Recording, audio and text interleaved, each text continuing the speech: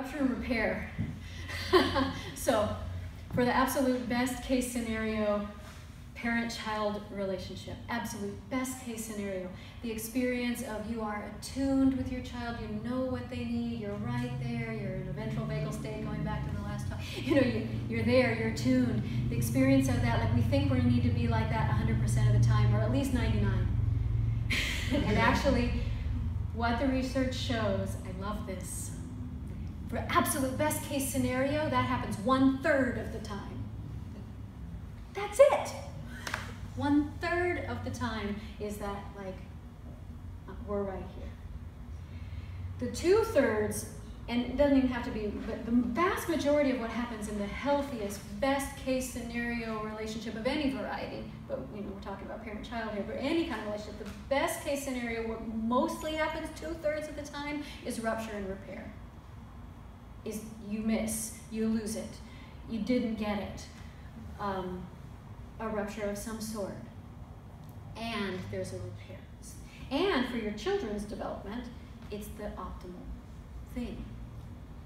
It's nice, it's very wonderful to have this wonderful attunement. That's really, really important. And some of us, like, maybe didn't get much of any of that, or some, but inconsistent, like you can't rely on it.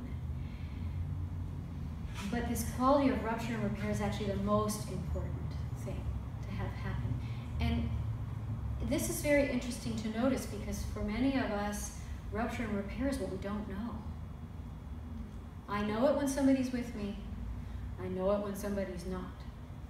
But the idea that they might not be with me and then be with me again, that we were together and then something happened and we weren't, but then we find each other again, like this, for a lot of us, that's the piece that's like bewildering. Like, that can happen? What does that mean?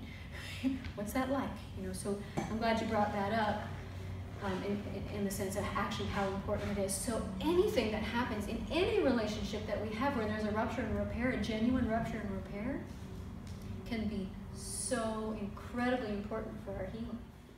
So we're getting into the language of attachment here a little bit, and so just for those of you who aren't familiar with that language, I want to say secure attachment is that best case scenario, what we want, And I want to talk a little bit about that, actually, since it's coming up, because we think of secure attachment or best case scenario relationship as like, everything's just great. We love each other, we get along, everything's wonderful. And that isn't what secure attachment means at all. And this 2/3 rupture and repair kind of speaks to that. The hallmark of a secure attachment is that you can have ruptures and they can be repaired. And that happens often enough, that 2/3 of the time, that's a huge chunk, that you can rely on it. And what that means in experience is that when a rupture happens, it may be hard, but if you've had enough experience with this person that you can reconnect, then there's room in that relationship for people to have bad days and for them to make mistakes and for them to not get it right.